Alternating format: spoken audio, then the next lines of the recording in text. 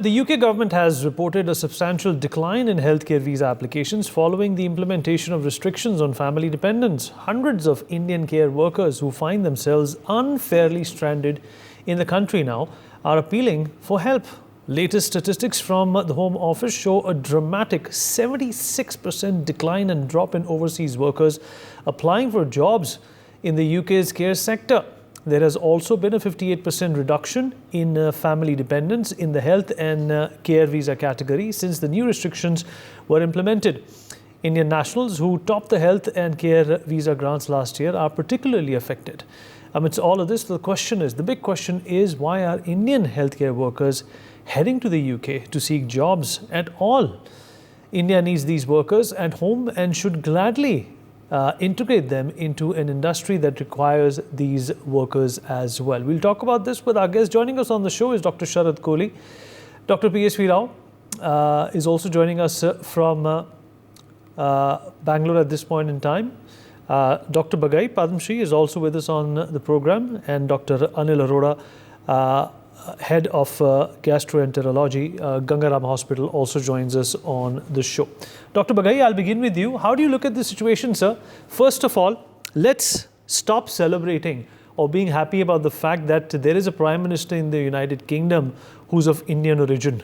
He's done this to target immigration. He's done this because, of course, there is a sense of appeasement that has dawned upon him right before the elections, which were announced just a couple of days back to be held on the 4th of July.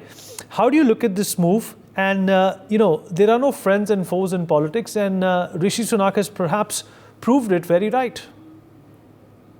Good evening. I think the real problem is multifactorial. There could be inadequate screening of people who are going from here as healthcare workers, which can be resident doctors, consultant, admin workers, technicians, and staff nurses, which are in acute shortage worldwide. Without screening of the appointment letter, duration of employment, the pay scale of employment, location, and things like that. The second is with regards what happens when a person reaches there. Are the authentication of proof being checked? More importantly, during COVID, when there was a massive shortage worldwide, but I think UK was hit one amongst the worst as far as healthcare shortage of workers was concerned. I think the rules regulations may have been relaxed at that time and spillover of what we are seeing right now. But on a larger scale, I think Indians are the least of the problems for them. Worldwide, at least 1 in 5 healthcare workers are Indians, and they've done India extremely proud. One of the best healthcare intellects are Indians worldwide. But I think it's the ethnicity which is changing in UK. And I think in the larger garb, I think Indians are being penalized unfairly so. If you see what's happening in Birmingham or Leicester or even in London for that matter, there are specific ethnic groups which have reached there legally and illegally without any work. And they are the main cause of the problem. So I think UK needs to check where the real problem is rather than using a wider hat to hit smaller issues. Right. Dr. Kohli, some of these victims, or rather these people who are on the verge of deportation have borrowed thousands of pounds to get visas. And this is no fault of theirs. What would you attribute this move to? Of course, it's political in nature. But at the same time, it is also a learning, for India when it comes to our care workers and our caregivers. Well, thank you so much, Vineet. Good afternoon to my fellow panelists and NewsX viewers. I love what you said, Vineet. Let's stop celebrating that we have an Indian origin head of the state in a particular country. We go gaga about, digging out the deepest family links of that person. He was born in so-and-so village. He's related to so-and-so. He studied in some Indian school. I think same thing happened to the Vice President of America. And we've all seen what happened after that, what has been the attitude. Same thing happening to Mr. Sunak. It's a shame that the country from where he belongs, his origin, he has to do this to the same country. I should say he's doing it to his fellow countrymen, simply by having a British passport, or you're getting elected as a Prime Minister. I regret saying this, and I'm sorry about this, but I have to say this, because at least this should not be done to the fellow Indians. These nurses, these NHS staff, I have seen them working in different cities across the UK. They have sold their jewelry, they have sold their agricultural land, they have sold their parents' assets, and they have moved there. There are some of the touts, agents who finally settled them in the UK. Now, not foreseeing this day. This is the last thing somebody would have expected, that one fine day I would be told, I'm sorry, you cannot bring your family. So it's indirect way of either telling you, either you get out of here, or directly telling you, please get out of here because we don't need you anywhere. We've got enough unemployment in our own country. The fact of the matter is that UK as a country is sinking ship. It's a sinking ship. The economy is in doldrums. Mr. Sunak is not going to get re-elected. The elections have been announced yesterday. 4th of July is the general election. And I think the results of the elections are very much on the wall. There is no marks for making a guess in what's going to happen, because the economy is in a terrible state. Unemployment is at its peak. And I think all they want is, he wants, as you said, this is appeasement politics. He wants to appease the locals. And a very important aspect, if you go and talk to a patient who's admitted to a hospital in the UK, and I spoke personally because I travel there very frequently, the difference of the medical care, the difference of the warmth, the difference of the personal touch, which an Indian has for the patient, is far, far away from what a local would have. They'll just walk away leaving the patient, whereas the Indian nurse or an Indian medical healthcare worker would go out of the way, stay beyond the timings, make sure that the patient does not suffer, make sure that the patient doesn't feel neglected. So there is that warmth and touch, which unfortunately is not there with the locals. So I think UK is going to learn the hard way, just the way Indians are learning the hard way, that please forget about your dream of going and settling in that country for 25, 30 lakh rupees or whatever. And most importantly, we need the 30 lakhs package or 25 lakhs package or 32 lakhs package, and converting it to Indian rupees annual. More than half of it is spent over there because of the cost of living. It may look like a 30 lakh package, but what do you effectively save? I spoke to a nurse. She said, sir, I save barely 5 to 6 lakhs per annum, which for me is a lot of money because I can send it back home to my old parents. I can send it to if there are any children here, I can send it to them. I can send it to my relatives. That's all. So you making such a big sacrifice, what for? For 5 to 6 lakh rupees, whereas this country now has tremendous opportunities. Fine, a nurse may not get a 30 lakh package, but then look at the number of new hospitals coming up. Look at the number of new medical facilities coming up. I think they will learn the tough way, whereas I pity that they have to come back. It's a very sorry state of affairs, I would say. But they should not regret coming back. I can tell you through your show today, Vineet, that they've got a better life ahead of them. Please come back. Do not worry. You'll find a job. Good medical care workers are in need in this country as well. And you will not be jobless for a very long time. Forget it as a bad dream and spread it in your community that please do not dream of settling in that country anymore, Vineet. Absolutely right, Dr. Kohli. Dr. Arora, these people can be integrated into our system. They can, in fact, take advantage of the thriving and the growing medical industry in our own country. Apart from the critique that we can render to the administration in the UK for turning these people away, we also need to realize and basically inculcate and look at this particular development as an opportunity to have, to use this cliche, have a reverse brain drain. Yeah, I would totally agree with you. We have been lacking somewhere down the lane in providing good infrastructure and good facilities for growth in Indian scenario. Recently, there was an estimation of about 125 billion as a remittance to the Indian authorities from the people working abroad. There are two ways of looking at it. One way is that you are getting so much of the money back to India that your GDP increases because people will spend more and because they have been earning outside more. But if you look at the flip side of it, is it not a shame that so many of our professionals who are bright, who are intelligent, who are hardworking, who are conscientious, and as Dr. Sharad said, who have a human touch, they are forced to go outside? Why don't we peep into our own pocket and see why is it that so many of our health workers, IT guys, and MBAs are running out of the Indian scenario? It is on paper, it does look good that we'll be able to improve our standard, but when will that time come? Regarding the case which we have been discussing now, regarding illegal immigration of about 3,000 workers, my perspective is that why did the UK authorities, without cross-checking it, allowed the people to enter.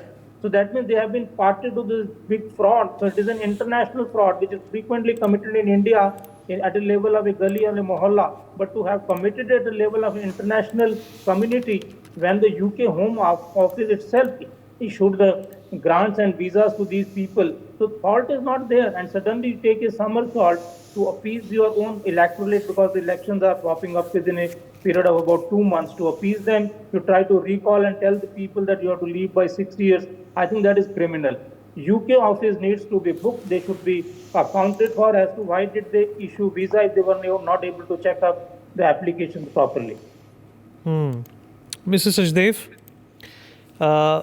politics is, of course, at a level in the United Kingdom that when push comes to shove, both the political parties, be it the Labour Party or the opposition, are ready to do anything. They also forget, Mr. Sajdev, that for the longest time, for decades now, they've been importing this cheap labour from India and other poorer countries, to facilitate their healthcare system. And now when it comes to, in fact, creating some sort of an impact on their political fortunes or repercussions, the poor immigrant has to, in fact, take the blame and suffer the consequences of this action. Do you think India is in a position diplomatically to raise concerns regarding this kind of a measure?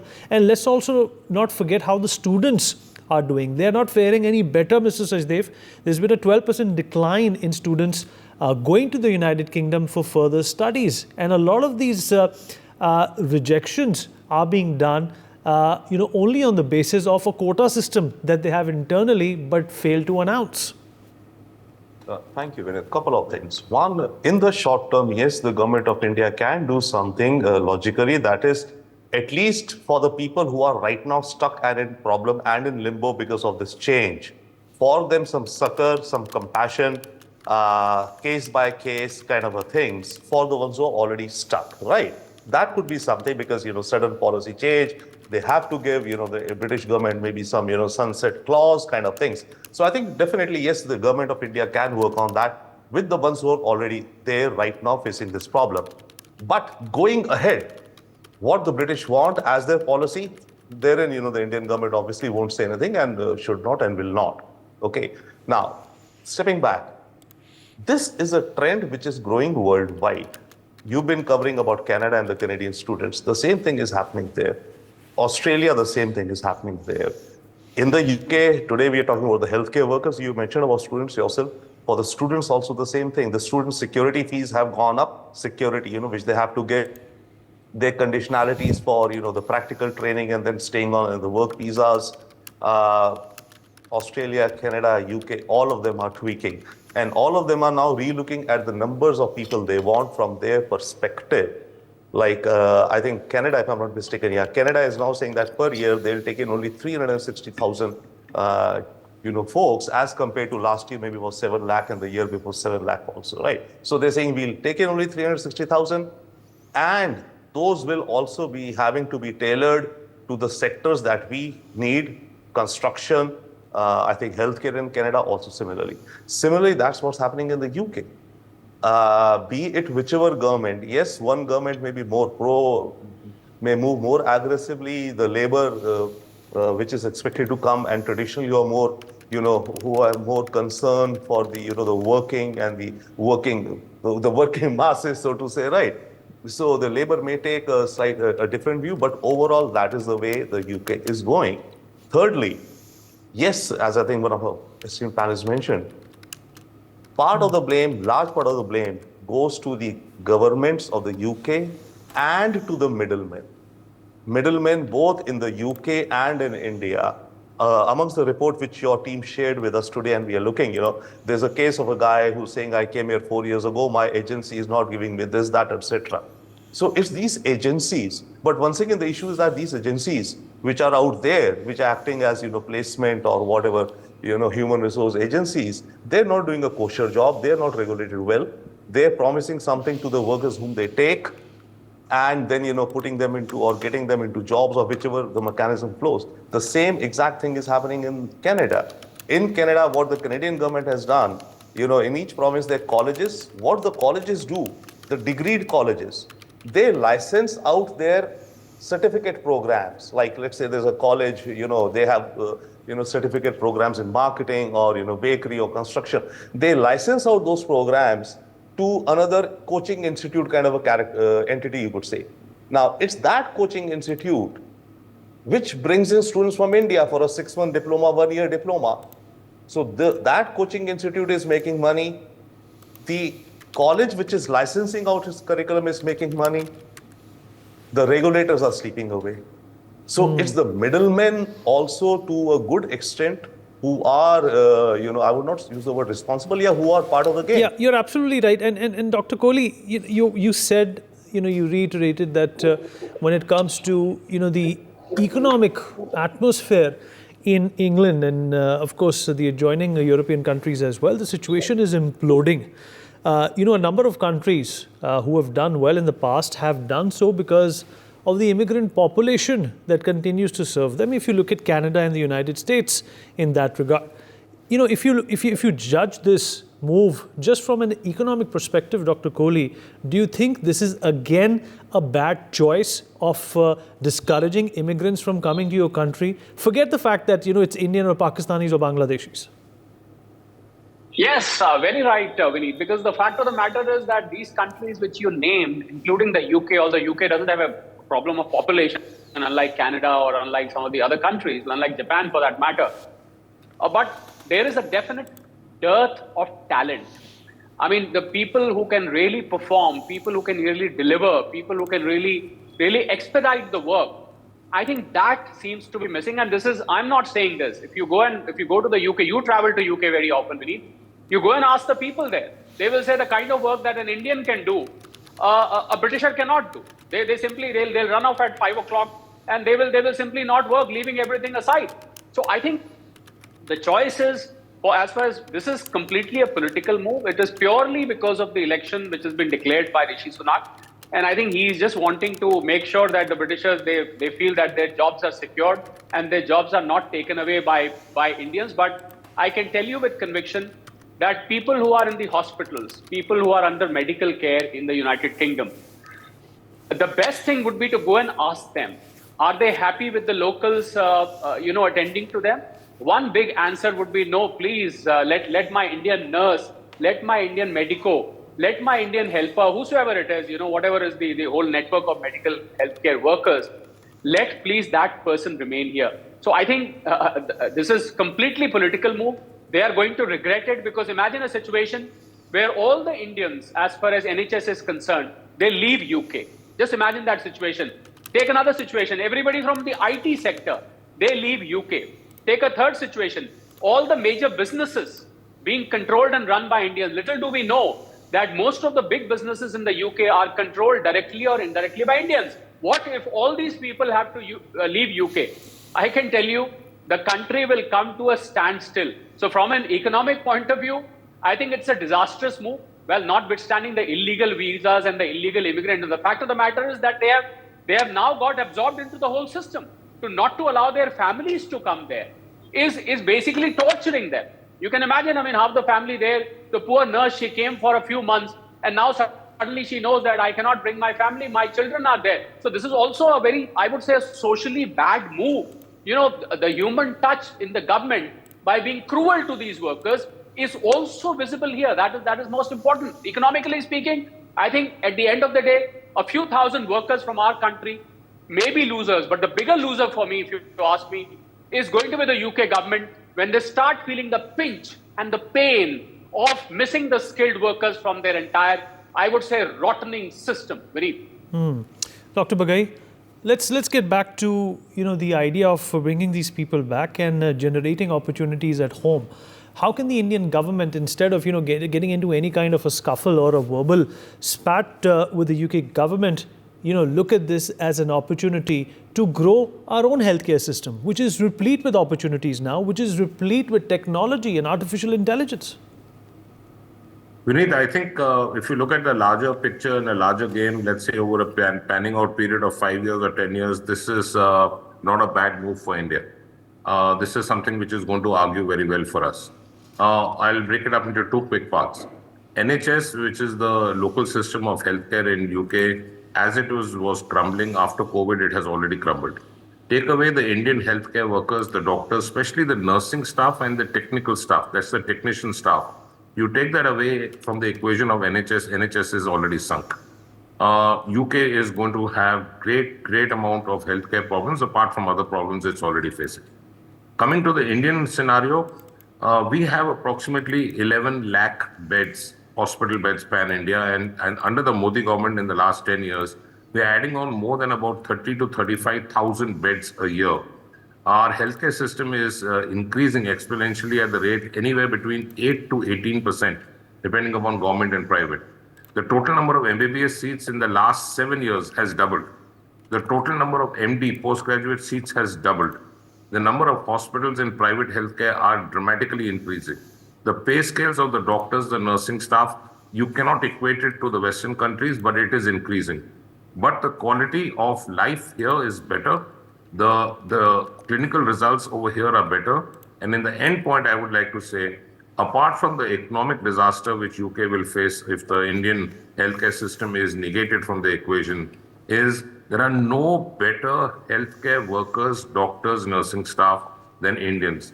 The Indians' clinical acumen, the training, the skill sets which you develop over a vigorous training of seeing hundreds of patients every day for a period of 6 years plus 3 years plus 3 years.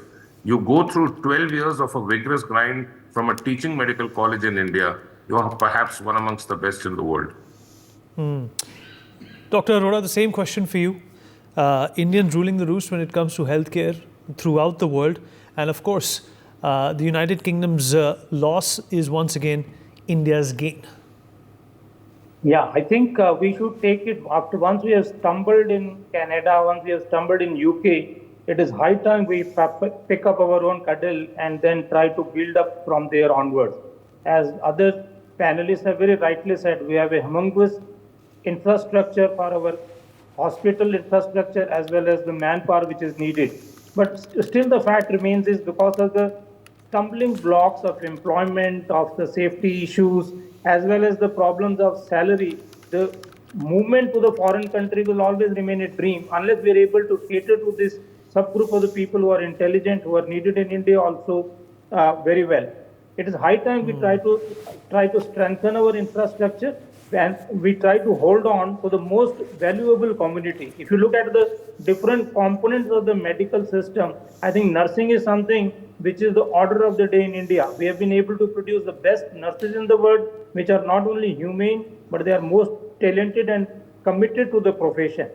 Doctors are available everywhere, and the type of doctors we are producing, they are excelling all over the world. It is high time the Modi government is able to create an infrastructure in which we are able to hold on to most of the profession, not only the doctors, but IT guys who are running the Silicon Valley. Absolutely. Well, we've run out of time. Quick closing thoughts from Dr. Kohli and Mr. Sachdev. Dr. Kohli, in fact, India is becoming such a big hub for medical tourism. How would you conflate this opportunity to these developments taking shape in the United Kingdom? I think it's going to be a blessing in disguise. It may seem like a very bitter move as of now, but I can tell you with a lot of conviction that this is eventually going to benefit us. And those nurses, my message to those nurses, their children, their families is, please do not regret. You are in for something which is much better. You are in for a better quality of life. At the end of the day, what you are saving is you're going to save here in the times to come. The kind of hospital infrastructure we're building is unmatched in the times to come. You will not even think of going to UK in the times to come. Neither your generation are going to think about that, Vinny. All right, so Dr. Kohli, what you're saying, man ka ho to acha aur na ho to aur bhi acha. Is that what you're saying? All right. Mr. Sachdev, quickly, sir. Yeah, sure. A couple of things. You see, the other thing, talking of economics, is that you see, immigration brings diversity and diversity brings innovation. The US is where it is today is because of immigration. That's a huge thing for the US. So these countries will miss out on these opportunities and this value added to their economies from innovation. That's one. Second, with respect to more awareness and these, these situations which are arising, I think our own Indian, fellow brothers and sisters should be more cautious and not get bluffed by middle agents and promises and false promises, etc., and undertake a life and a lifestyle which brings them such chaos. Rather than that, focus here, get your qualifications, credentials, work, and as all my co-panelists are saying, the vibrant environment in India does definitely have opportunities which can absorb hardworking people with the same ethos. All right. Well, you're absolutely right, and we have in fact been able to incorporate a number of valid points, progressive points, and I hope the people who are disheartened by this move by the UK government are encouraged after watching our show. Thank you everyone for being a part of this conversation. For more such videos, subscribe to the NewsX YouTube channel, hit the bell icon.